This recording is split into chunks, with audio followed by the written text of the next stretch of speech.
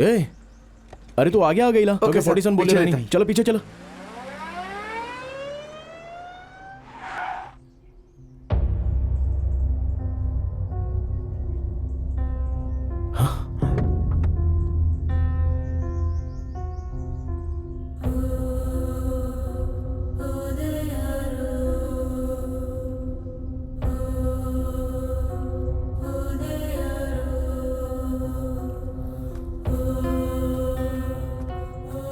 Cylinder blast में जीजा और महालक्ष्मी मर गई। दीदी हॉस्पिटल में भर्ती पड़ी।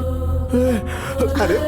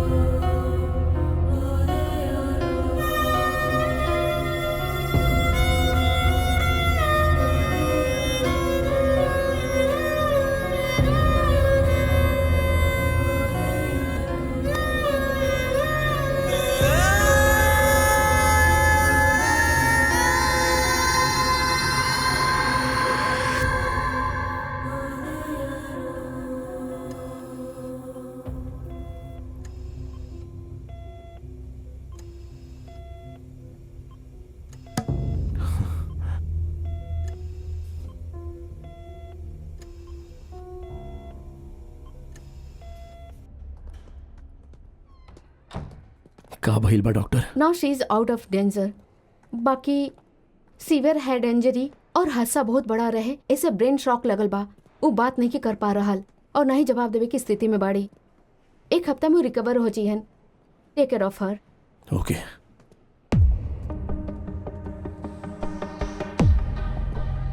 पुलिस फॉर्मेलिटी है सर। पोस्टमार्टम रिपोर्ट पे आपके साइन चाहिए।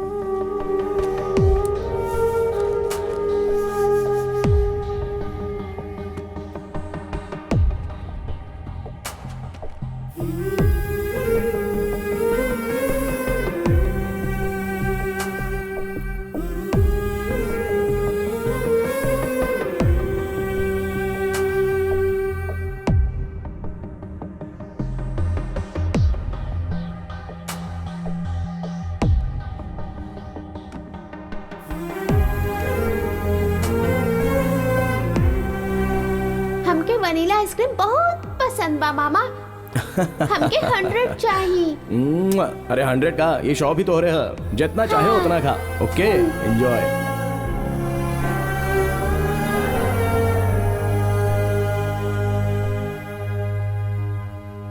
विक्रम, कहीं बाहर ही चल जाएगा प्लीज। यहाँ वहाँ के कौनो भी बात करके तोहार दुख कम ना कर सकेनी। बाकी तोके ऐसे देख के हमके डर लागेला। कुछ तो बात करा विक्रम। 24 घंटा जे हमारी जान रहे वो एक पल में राख बन गई। हम ओकर भविष्य बनावल चाहत रहनी और वो अतीत बन गई। हम ऊ ना गवैनी जौन हमके पसंद रहे चित्रा। हम ऊ गवैले बानी जौन कबो हासिल न कर सकेनी। ये दर्द ना सजा। जानता नहीं Vikram, still you have to accept the truth and time.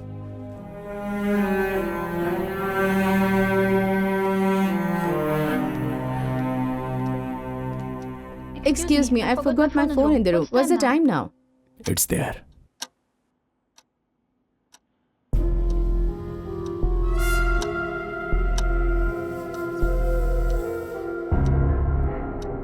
Vikram,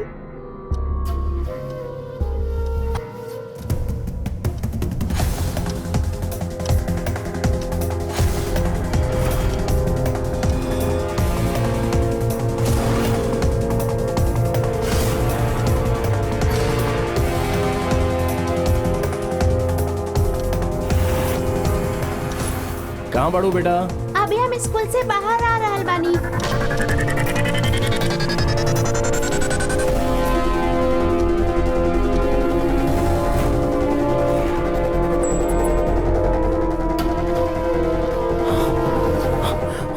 महा जिंदा भी है चित्रा।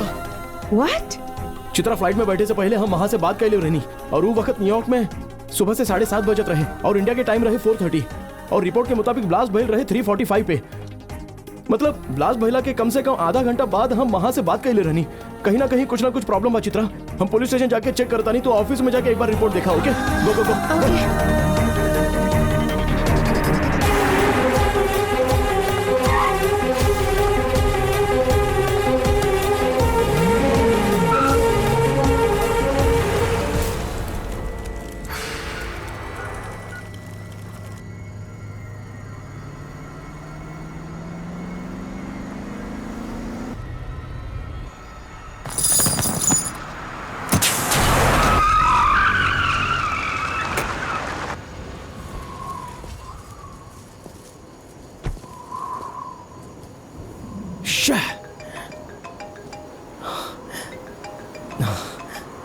हेलो नगरवासी सावधान, बंगाल के खाड़ी में तूफान उठे से आंध्रा में भी तूफान उठे की आशंका बा। एही से कृपया आपन घर से बाहर निकले के कोशिश न करी। ई सूचना जनहित में जारी बा।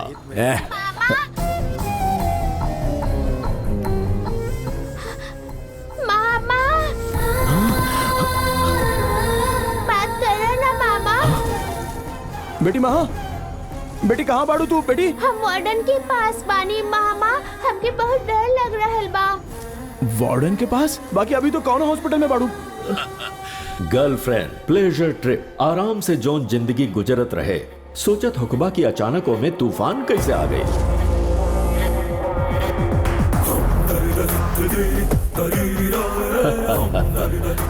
जेके हमनी आपन जिंदगी समझनी, अगर ओकरा केहू और छीन ले त कैसन लागेला पता चलल ना। क्या बाड़े रे तो? बतैले रही ना, तूफान। और अगर तूफान आवे ता घर में रह के चाहिए, बाहर का है। वेट अ मिनट, घर नहीं के ना तो कैसे रहबे? बम लगा के उड़ा जे दे। Sorry man, but you know, एक दिन लेट आवे से तुम मिस हो गए। तोर दीदी और तोर जीजा दोनों बुक हो गए। सो टेल मी, इतना सब कुछ होके के बाद तू जी के का करबे? हाँ, नो पॉइंट। विक्रम मर जो तू।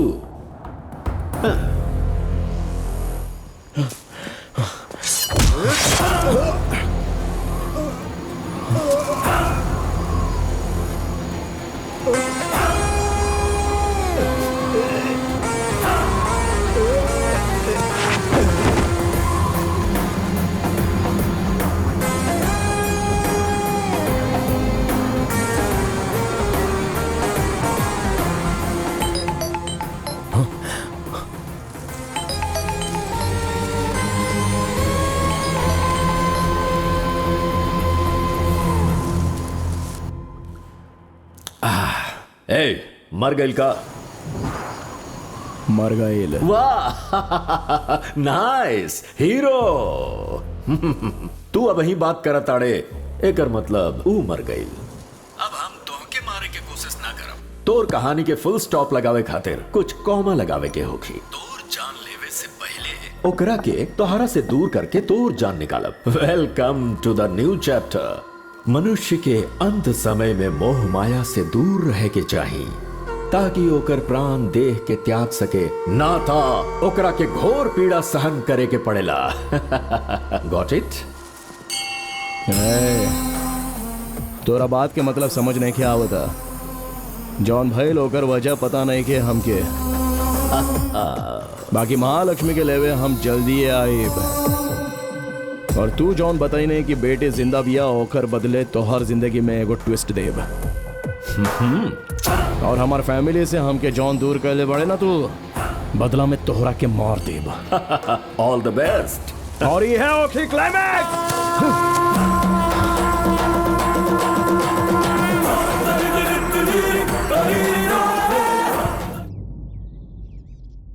हाँ बोला। सर, हमरा घर में 3 दिन पहले ब्लास्ट भइल रहे। ए रिपोर्ट में हमार जीजा और उनकर बेटी मर गई लाइसेंस रिपोर्ट में लिखल बा और केहू फोन पे हमार महालक्ष्मी से बात करावत रहे। बच्ची जिंदा भी है सर। आपके रिपोर्ट में कुछ तो प्रॉब्लम बा, आप प्लीज एक बार चेक करी। ए का बकवास करता है? तोहरे प्रॉब्लम का बा? का है महेश्वर, कोनो प्रॉब्लम बा का? कुछ ना सर, छोटा सा मैटर बा। ठीक बा। छोटा मैटर बा? देखा, ये रिपोर्ट हमनी के ना गवर्नमेंट डिपार्टमेंट के आइल बा और हमार बात ध्यान से सुन ला। डीएनए डिपार्टमेंट वाले इंक्वायरी करके हमनी के पास भेजले बाड़न। हमके लगा था तू समझ गए लोग बा।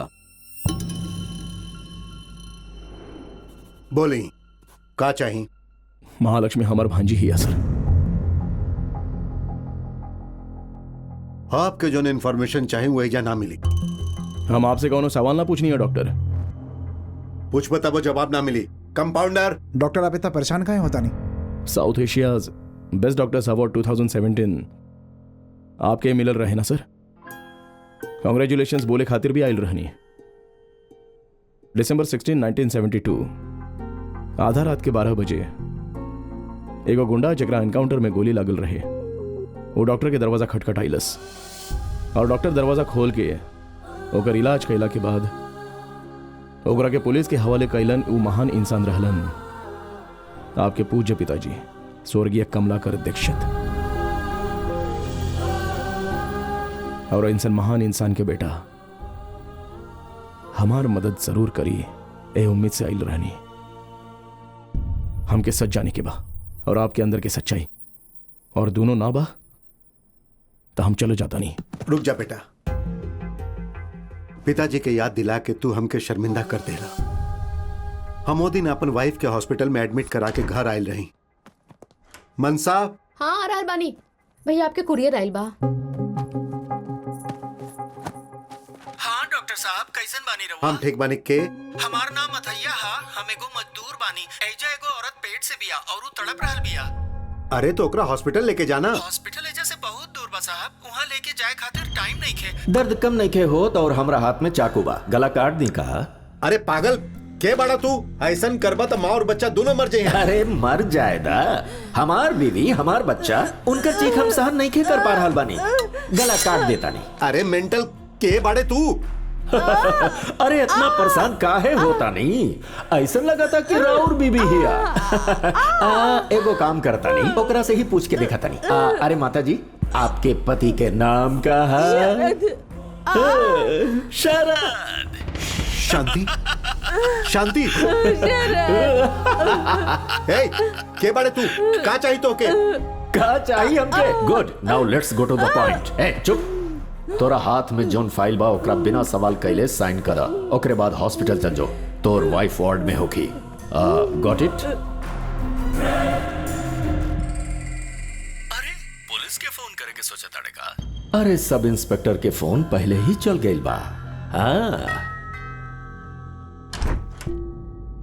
अगर तू अपन फैमिली के सलामती चाहता और तुहार फैमिली तोहरा पास वापस आ जाए, ओकरा खातिर तोके साइन करे के पड़ी।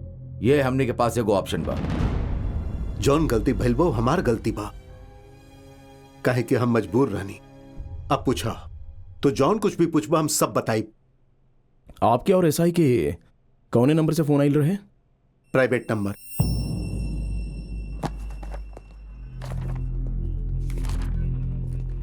सर हम जो इन्फॉर्मेशन मांगले रहनी तो क्या बता ले रहनी ना, फिर काहे आइला? सर वो केस रीओपन करे के जरूरत नहीं है। उड़िया ने रिपोर्ट के बनावले बा, ओकर नाम बता देब तो काफी बा। तोरा समझ में नहीं आवत? वो रिपोर्ट के बारे में दोबारा पूछला था, अंदर कर दे। इससे पहले कि कुछ करी यहाँ से चल जा। का है महेश्वर, फिर से कोनो प्रॉब्लम? सर वो सिलेंडर ब्लास्ट केस हम देख लेत बानी, अंदर भेजा। कोनो बात ना सर, हम मैनेज कर ले। अंदर भेजा। सॉरी सर, जा।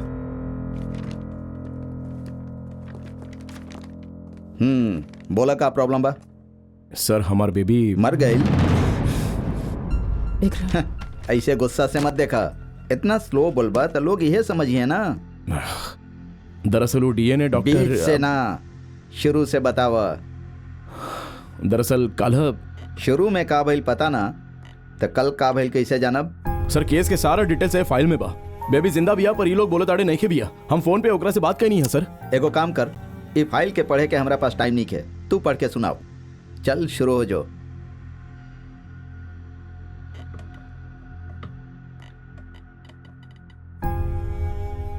ए चल हट।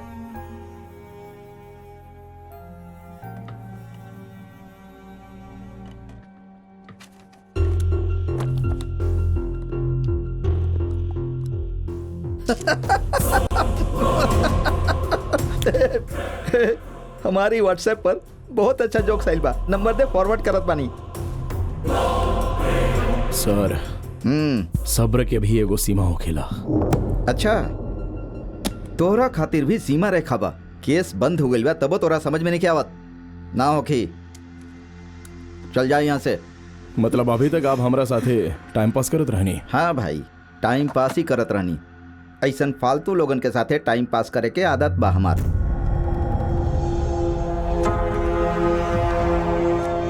सर हमरा अंदर बहुत सहन शक्ति बा, काम ना होगी तबले आपके सामने गिड़गिड़ाई। हमरा मरले और ना तका। सर हम ना हमार बात पे यकीन करी सर प्लीज। सर ये हम ना है सर, हम ना है सर, ई कर रहल बा सर, हमार कोनो गलती नहीं है सर, सॉरी सर, सब कुछ ही कर रहल बा, छोड़ नहीं के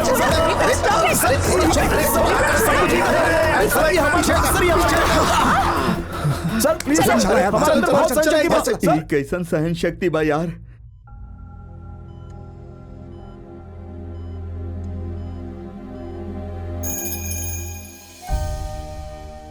का हो रहल बा हमके समझ नहीं के आ रहल बा दीदी।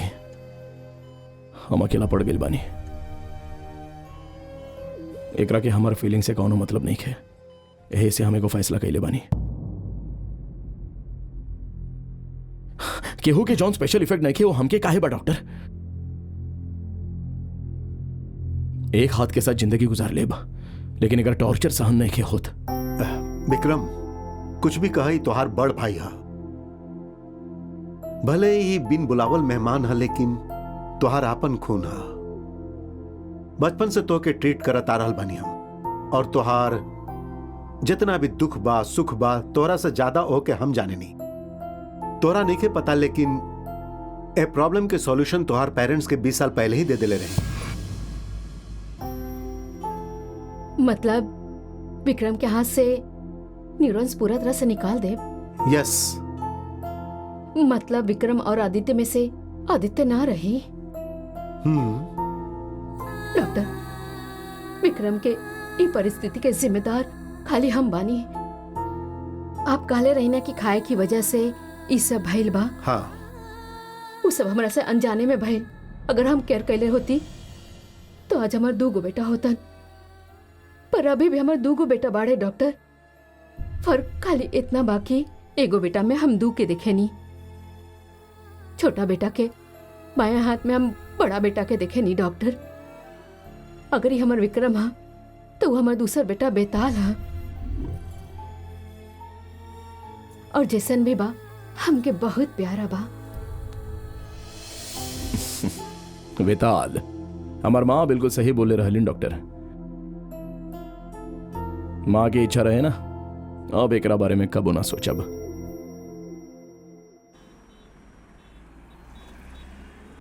सर 5 मिनट में पता चल जाए उन नंबर के बारे में। और कितना टाइम लगी? 5 मिनट के अंदर सब कुछ पता चल जाए। सर डराई मत, नॉर्मल नंबर रही तो ठीक बा, वो प्राइवेट नंबर बा, तनका टाइम तो लागी ना। तोहरा जैसन लोग यहाँ ओवर के फालतू बात के बस टाइम पास करेलन, समझ ले। फालतू बात नहीं करत सर। अब हमारे फ्रेंड के फोन आ गए। हेलो बोला।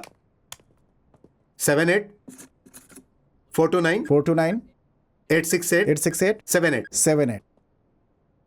विक्रम इधर तो हर नंबर हो।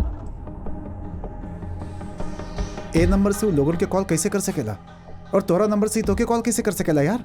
ये कैसे हो सकेला? हो सकेला, सेम क्लोनिंग, नंबर बदल के कर सकेला। बहुत होशियार बाऊ।